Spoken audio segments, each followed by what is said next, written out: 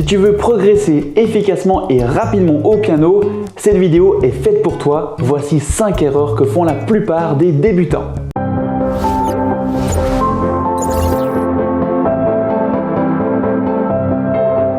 Hello, c'est Norton d'Impro Musique, l'école qui remet de la musique dans ta vie avec plus de plaisir, de liberté et de spontanéité grâce à l'improvisation et la compréhension de la musique. Si ce n'est pas encore fait, pense à t'abonner à cette chaîne pour qu'elle t'apporte un maximum de contenu, la soutenir aussi et la partager autour de toi en mettant des pouces en l'air et des petits commentaires et à l'envoyer à tes amis. C'est ce qui nous aide le plus et ce qui nous ferait le plus plaisir. Allez, sans plus attendre, on passe au piano pour voir la première erreur que font la plupart des débutants, c'est de jouer et de répéter tout le temps main ensemble. On veut directement mettre en place les rythmes, les mélodies, les accords et tout. C'est le bordel, on s'en mêle les pinceaux et on ne sait plus comment travailler. On reprend toujours au début. Bref, isole les difficultés. Répète une main après l'autre et compte en même temps, ça va vraiment énormément t'aider. Ton cerveau a besoin de pouvoir se concentrer sur une main. Si on prend par exemple ce morceau, d'abord, on va travailler la main gauche pour bien isoler. Ok, je dois faire une pompe. 1 et 2 et 3 et 4 et 1. Et ensuite, je vais travailler la main droite. Pour bien avoir le tempo.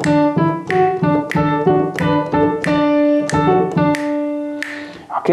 Et après seulement, tu pourras mettre ça mains ensemble. Mais d'abord, travaille mains séparées pour bien comprendre chacune des voix, chacune des pistes si tu veux, main gauche, main droite. Et après, tu dois pouvoir les entendre simultanément. Tu peux aussi chanter une main pendant que tu joues l'autre, par exemple. Ça marche très très bien.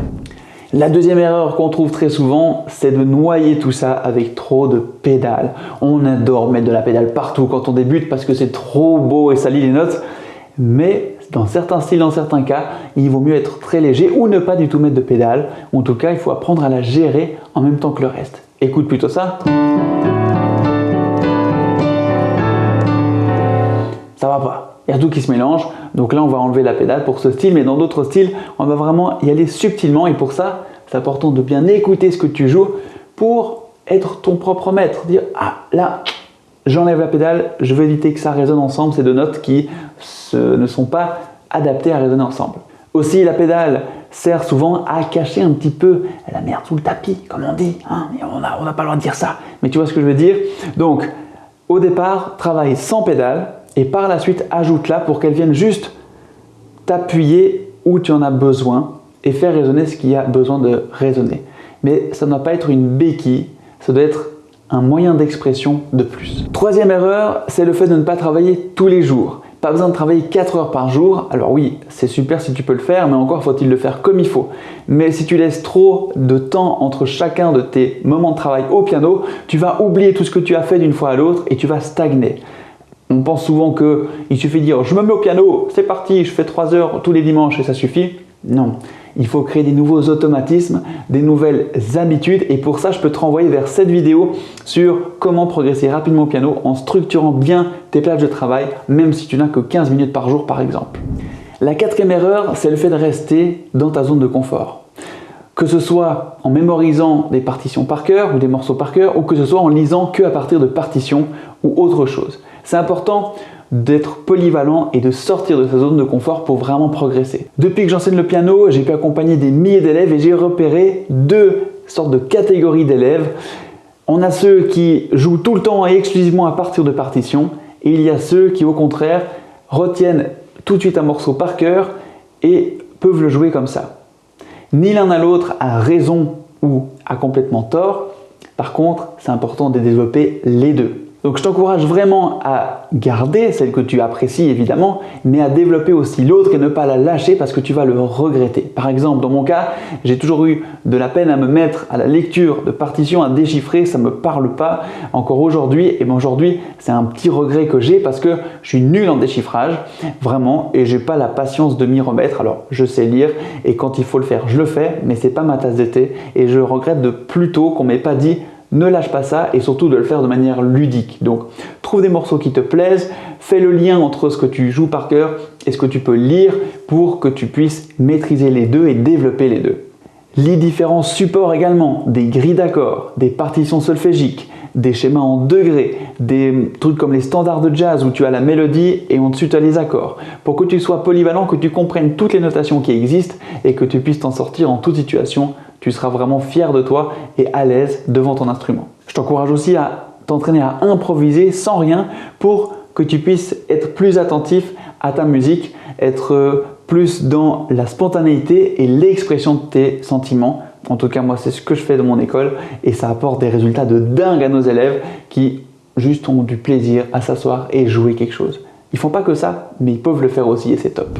Et enfin, la 5e erreur que je vois le plus souvent, c'est le fait de jouer trop vite. C'est le fait de jouer trop vite. Tranquille, on a le temps. Prends le temps de travailler plus lentement. Sinon, tu vas n'utiliser que ta mémoire kinesthésique. C'est juste tes doigts qui vont se rappeler du trajet à faire, mais tu n'auras pas vraiment compris ce que tu dois jouer et tu vas buter toujours sur les mêmes difficultés. Donc, on ralentit dans ce morceau par exemple.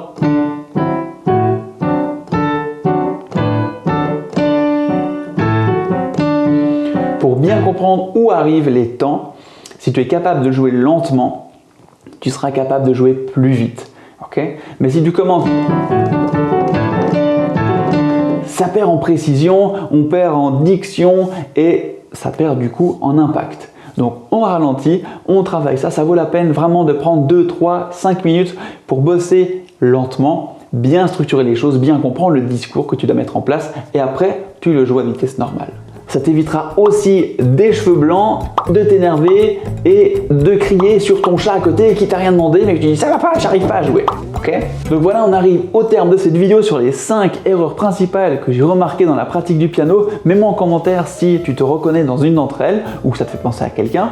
Mais moi aussi si peut-être toi tu penses à autre chose, ça m'intéresse d'aller te lire et de te répondre. Et si tu veux continuer d'avancer en piano en étant bien guidé, parce que c'est aussi très important d'être bien entouré et de suivre quelqu'un avec qui tu as du plaisir à travailler, et si tu sens que c'est moi, alors je te propose mon application gratuite en description que tu peux télécharger sur ton smartphone, à laquelle tu peux aussi accéder depuis ton ordinateur ou ta tablette et tu peux comme ça découvrir nos cours gratuits qui correspondent à différents niveaux. On a des cours débutants, des cours avancés, des cours intermédiaires, des cours spécifiques. Bref, tu peux aller te balader là-dedans et découvrir notre univers musical autour de l'improvisation et de la compréhension de la musique. Je me ferai un plaisir en tous les cas de t'y accueillir. Je te dis à très bientôt pour la prochaine vidéo. C'était Norton. Ciao!